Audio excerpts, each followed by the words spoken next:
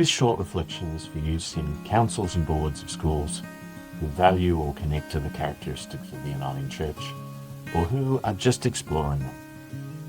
As we always ask at the start, why this reflection? Every board inherits ways of seeing.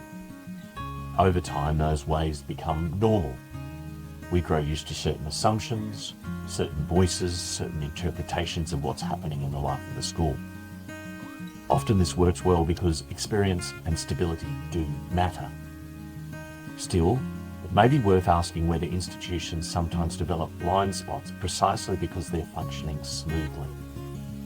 Governance is not only about making decisions, it's also about how we interpret events, stories, and disruptions when they arise.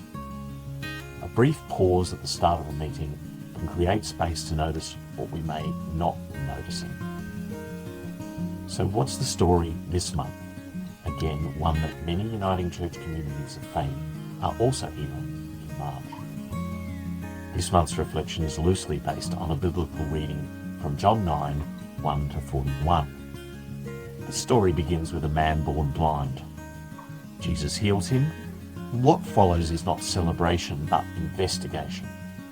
Religious leaders question him, question the motive of his parents, and question the circumstances. They are unsettled.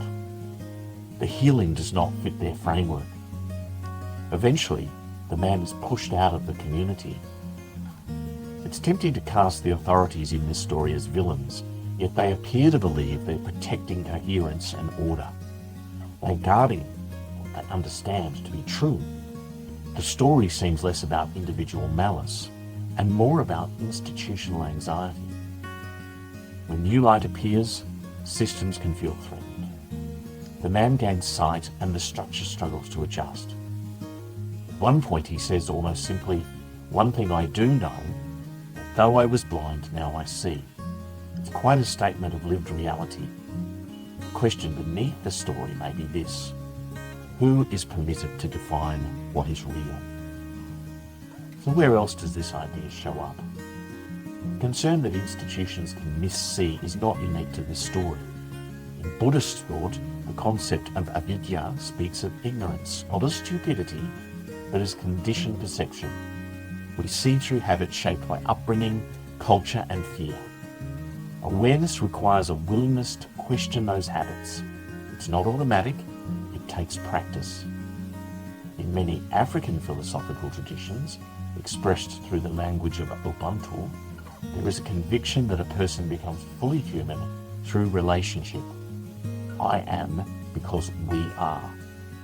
When one member of the community is diminished or excluded, the whole community is diminished.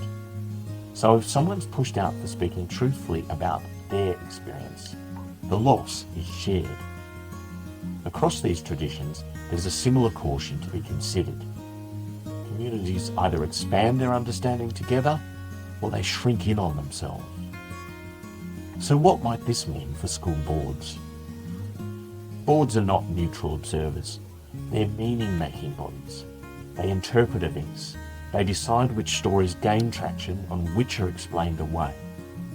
When a complaint surfaces, when a new idea disrupts routine, when a student or staff member names an uncomfortable truth, our first instinct matters.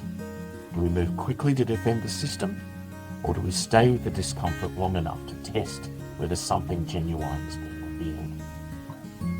Justice in governance is not only about formal policies.